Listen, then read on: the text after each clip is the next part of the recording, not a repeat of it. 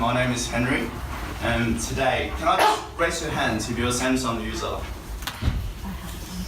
Yep. iPhone? Yeah, sounds about right. I've always been an iPhone user, so I didn't know much about Samsung prior to this module.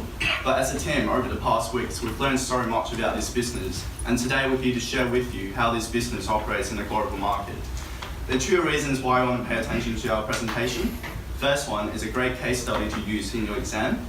Secondly, of course, we've got prizes for the games. We've got a box of chocolate. In case that's not appealing enough, a bottle of wine as well. So yeah, take it 30 minutes before the exam. It helps a lot. So yeah, cool. So let's get started.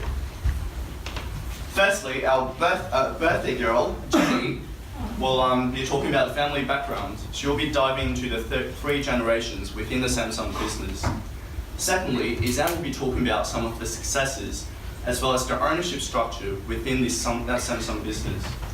Thirdly, Anushka will be talking about the opportunities and how these opportunities shape Samsung into who they are today. I'll be talking about the challenges in terms of financial growth, legitimacy, and human resources. And Yash will play a game with you guys, and we've got prizes and Q&A in the end. Let's get started. Thank you. Thanks, Henry. Hi guys, I'm Jenny. I'm going to talk about Samsung family background. Samsung is one of the biggest family business around the world, and now it's the third generation. I'll come to the beautiful ladies later, and let's look at the gentleman on the top, Grandfather Lee, the founder of Samsung. He had 3 sons and 7 daughters. Why are there only 3 sons here in Asian countries? Because of culture, only sons can inherit family business, and mostly the right of succession will be given to the eldest son. Grandfather Lee also wanted to give the right of succession to his eldest son, the gentleman here, but he didn't do well, and he and his brother, the grandfather's second son, they tried to seize the right of management from their father, but they failed.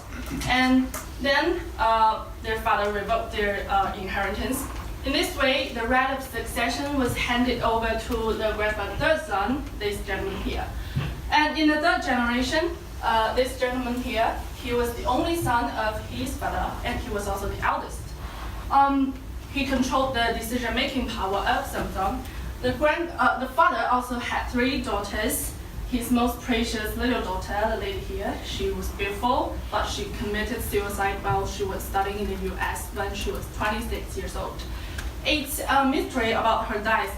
Some people say that she suffered from depression, but others say that she got too much attention from her father, and her brother and sisters were jealous, so she was assassinated by them.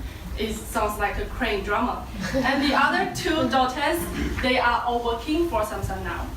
All right, let's have a look at the development of Samsung. Grandfather Lee, he returned back Korea in 1929 from Waseda University in Japan, and he got his first bond of $25 from his father to start his first business with his friends in 1936, which were the rice factory and the transportation company. The Samsung Chamber of Commerce was founded in 1938, focusing on export trade, because at that time, the exports to China were controlled by Japan. The #1 sugar factory was founded in 1953, and Samsung began to develop a manufacturing industry. The most important is the Samsung Electronics was founded in 1980, and Samsung formally developed the electronics industry, and he died in 1987. Let's have a look at the father Lee. After graduation, he worked for Samsung, and he became the president of Samsung in 1987 after his father died. He visited the US in 1992 and found the problems of Samsung mobile phones.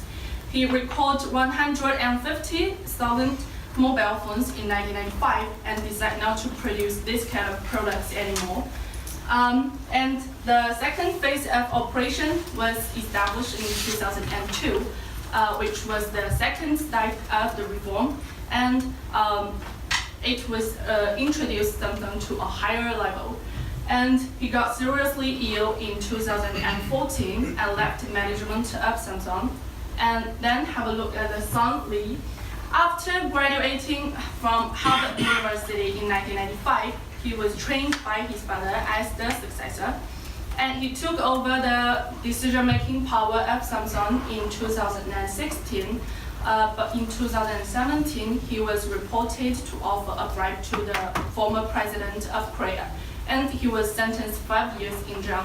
But in 2018, it was changed to 2 years and 6 months, and then he was released. Well, that's the family part. Well, let's welcome Izan to the success part. Thanks, Jenny. So I'm here to talk about the success of Samsung.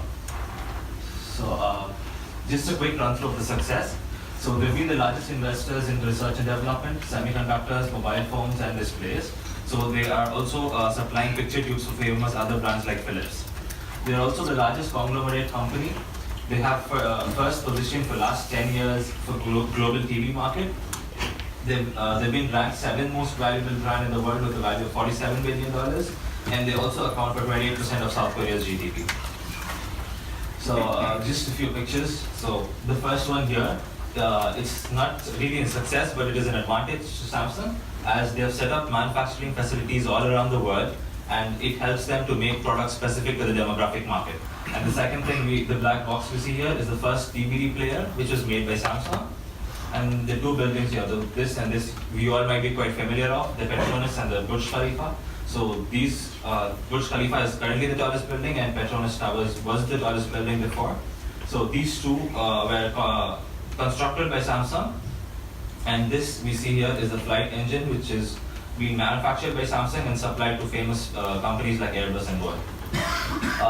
The next thing we see here is the Samsung S8. So the story behind this phone has the record sales in the current mobile phone market.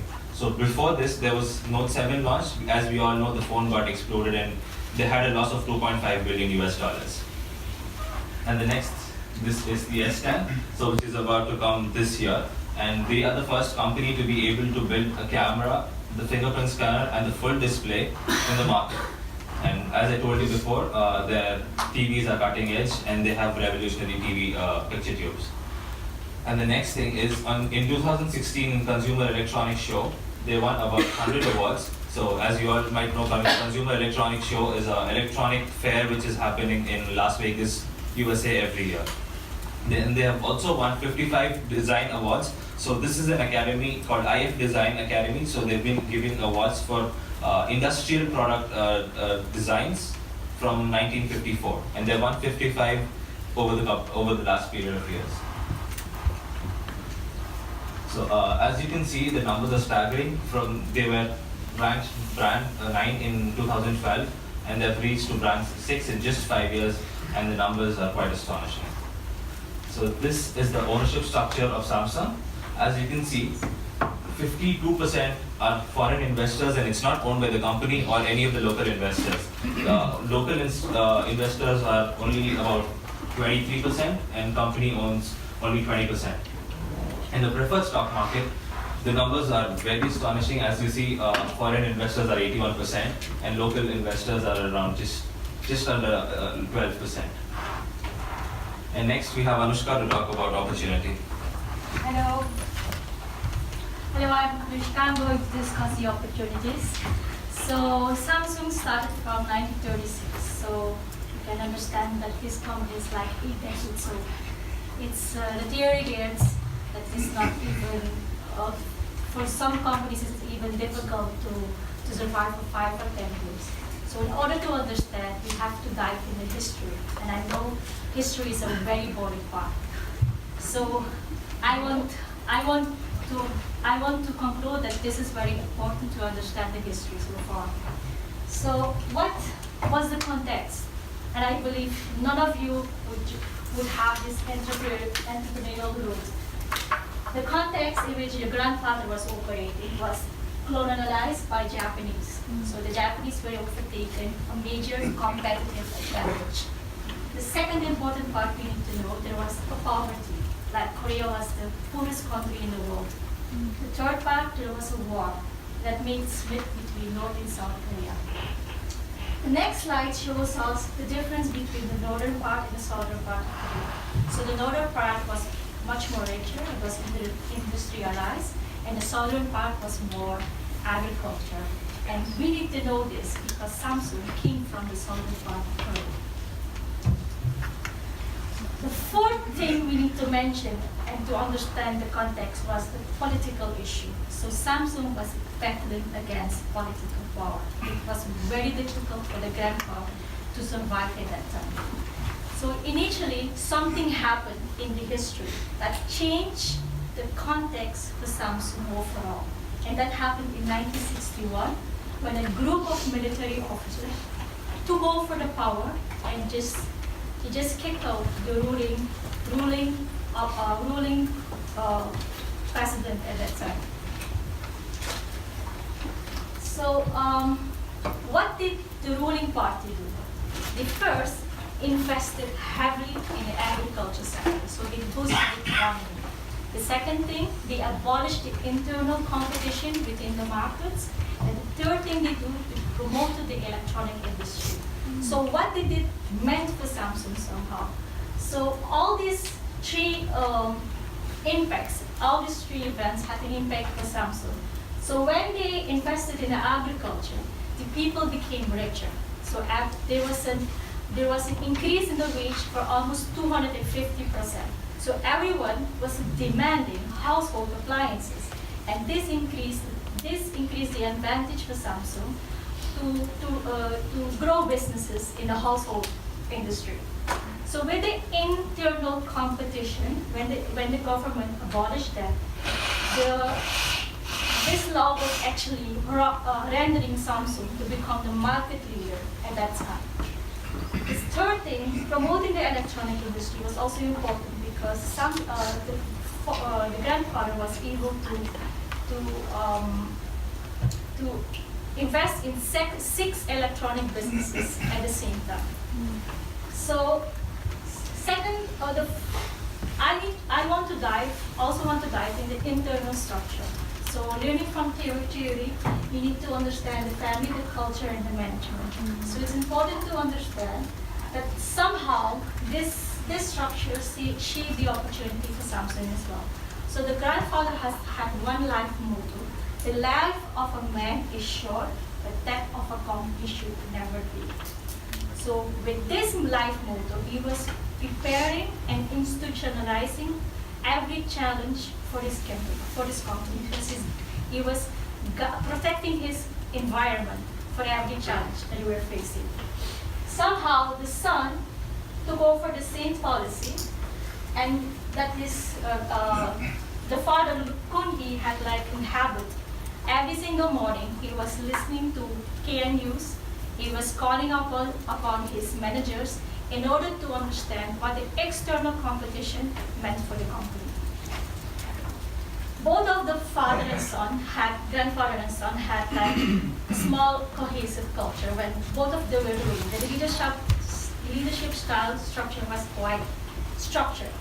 And as I mentioned before, the context in which the company was important, it's important to understand the strategy for that time. So when the grandfather took over, there was a horizontal expansion. He kept on acquiring and having businesses, more and more businesses. But when the son took over, there was a change in the market. The market became quite competitive.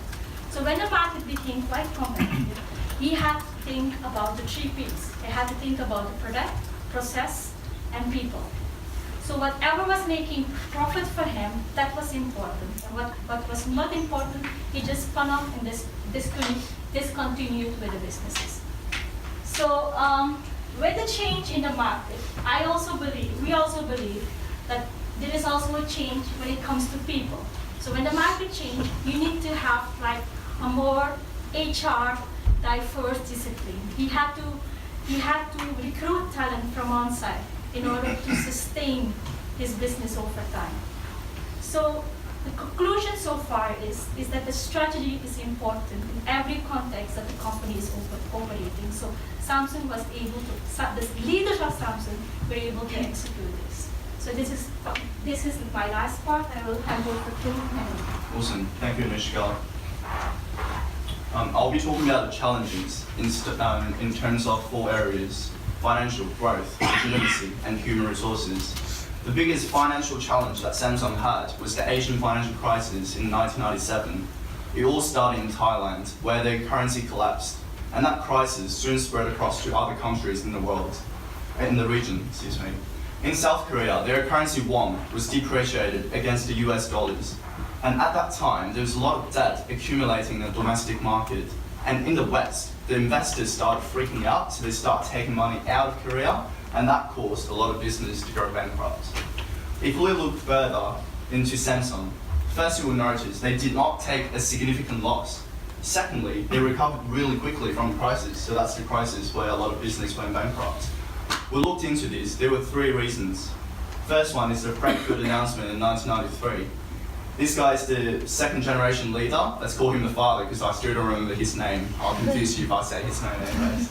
He went on a business trip to the States and realized that Samsung is not competitive in the global market. How did he find out? Well, he went to a store and then sat in a corner, observed how people purchase smartphones. So he will see customers pick up a Samsung phone, play around with it, put it down, purchase another brand. So that really frustrated him.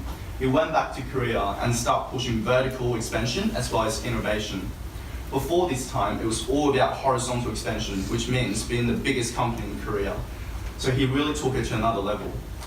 In this way, Samsung got to enjoy the benefits of risk diversification, which means when the Asian market was crashing, they still got to benefit from the profits around the world. Thirdly, the government was encouraging business to downsize, and that's exactly what Samsung did. Samsung downsized the whole group by 30%, cut the employees' salaries by 10%, reduced the expenses by 50%, and cut the investment by 30%. That's how they recovered so quickly from the crisis. Moving on to growth. As you can see, from 2009 to 2014, the growth was absolutely dramatic. But if you look 5 years ahead, from 2018, the market is getting more saturated. And if you break it down, we can see the market share within this industry. So the blue bar represents Samsung, that's Apple. As you can see, they've got increasing competition from companies such as Xiaomi and Huawei from China. So these companies offer cutting-edge smartphones with very competitive prices. That places a lot of pressure on Samsung in terms of future growth. This one is really interesting. This one is not so obvious, but it's a competition between Google and Samsung. Samsung has the best software in the world, hardware in the world. Google has the best software. Together, I reckon they can take Apple, just have the future. But of course, they don't want to work together. They compete with each other. That's what you do in business, right? So this is what happened. Samsung has partnered up with Microsoft and Facebook to leverage their software expertise. Google, on the other hand, has partnered up with LG and HTC to leverage their hardware expertise to compete with Samsung. Not to mention, these two are Google's direct competitors and these two are Samsung's direct competitors. I won't go into details in this slide, but as you can see, they offer very similar product offerings in all these markets. Moving on to legitimacy. The most famous legitimacy challenge for Samsung was the battery crisis in 2016. Long story short, when they first introduced Galaxy Note 7, a lot of phones exploded. And straight away, they recalled 2.5 million phones around the world. That's refunding customers straight away. And they soon introduced Galaxy Note 8, and people loved it. So the lesson here is that consumers have very short memories. As long as you keep innovating, putting new products in their face, it's okay to make mistakes like that. It's not end of the day.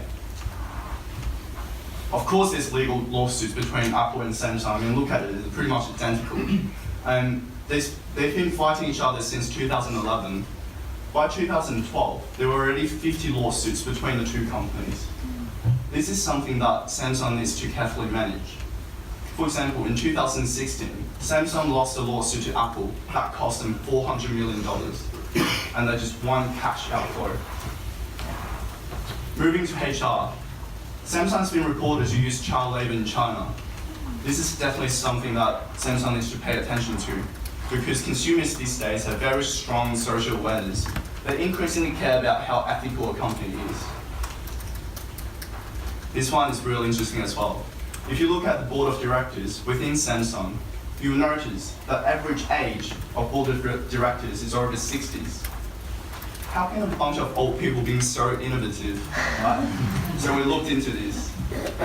First, they invest a lot of money into young talents around the world. Second, they invest a lot of money in research and development. In 2017, they invested they invested 13 billion euros, which made them the third biggest spenders in research and development sector in the world. But you could argue that they need more younger blood in their board of directors to make them even more innovative. This one, the corruption charge against the third generation leader, as Jenny mentioned earlier. Let's watch a video.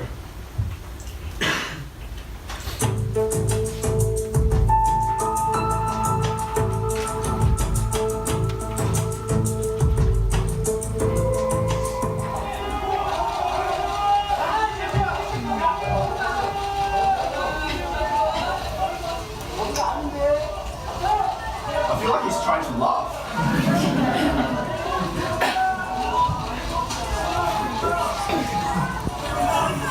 이번 일로 저희가 좋은 모습을 못 보여드리니까 국민들께 정말 송구스럽고 죄송하게 생각하고 있습니다. Look at this guy.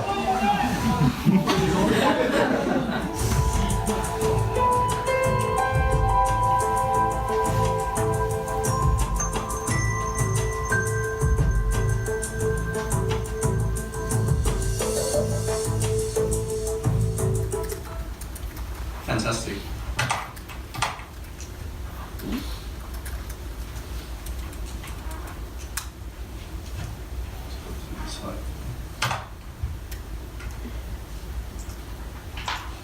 All good. This video leads to my next topic, succession planning. This is by far the biggest challenge that we have identified for Samsung. This guy's the CEO of Samsung Electronics. Before he resigned, he told the public that he's very concerned about the leadership structure within Samsung. He also implied that he doesn't have much confidence in the third generation leader, whether he's able to take Samsung to the next level. Let's look at some theories. Unified systems models. We've got business entity, family unit, individual members. I mean, family and business, these two are a dangerous combination.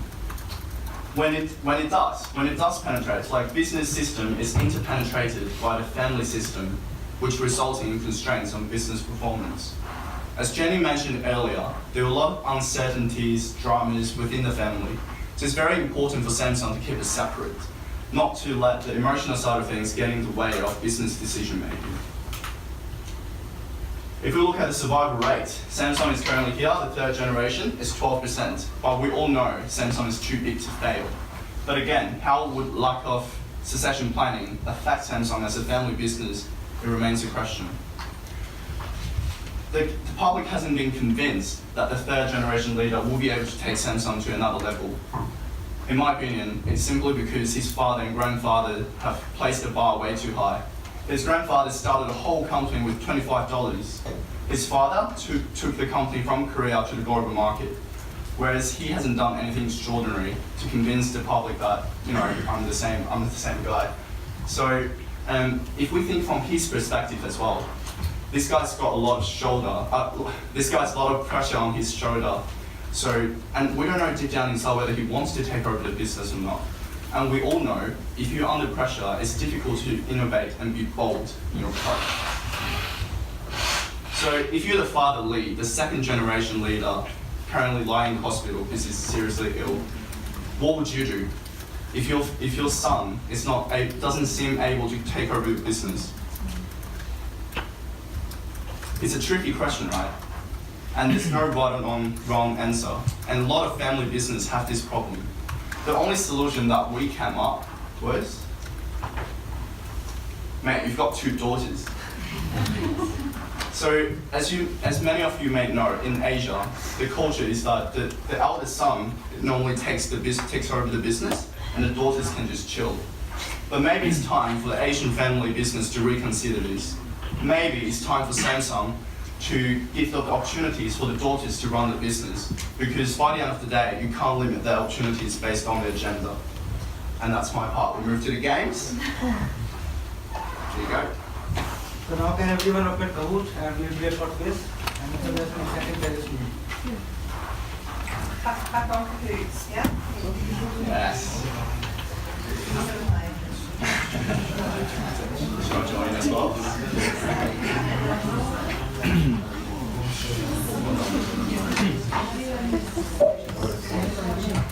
Is it teams or individuals? Individuals. Come on, come on, come on.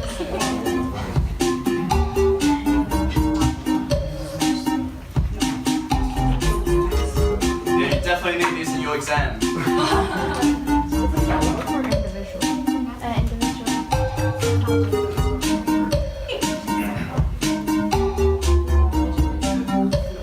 Johnny.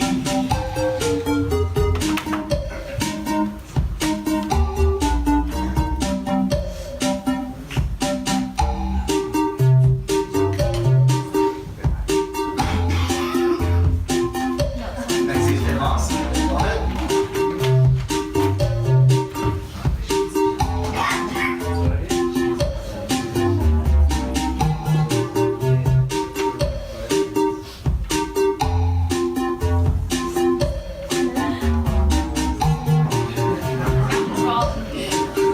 Please Right, round. use another 30 seconds.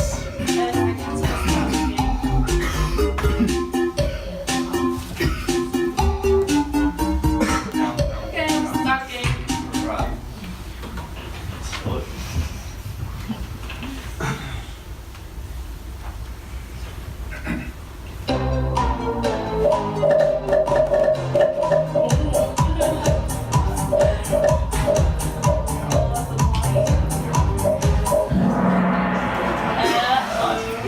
Okay, next one.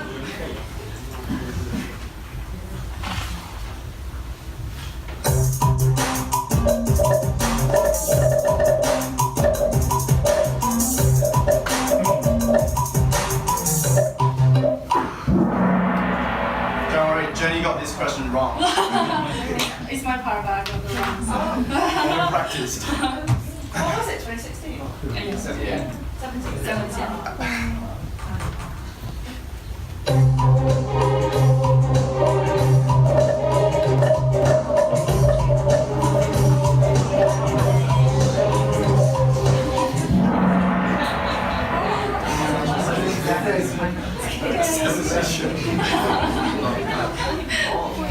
Johnny, come on, mate.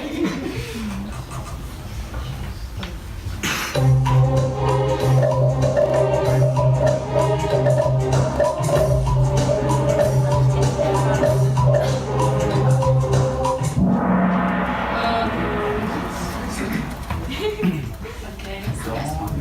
Come on. Very close.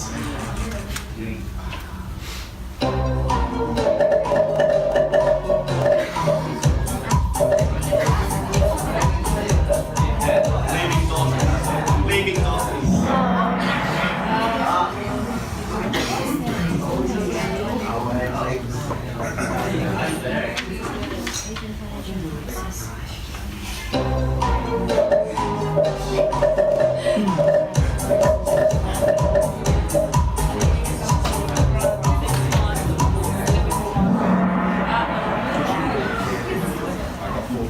I think it's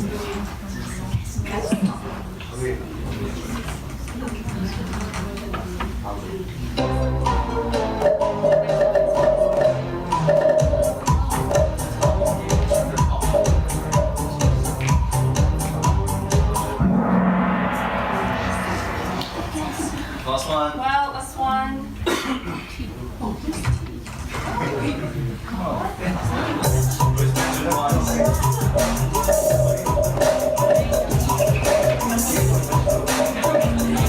Preparing bonus question. None of you got it right. Okay. Oh, T. who's T? Yeah, smashed it.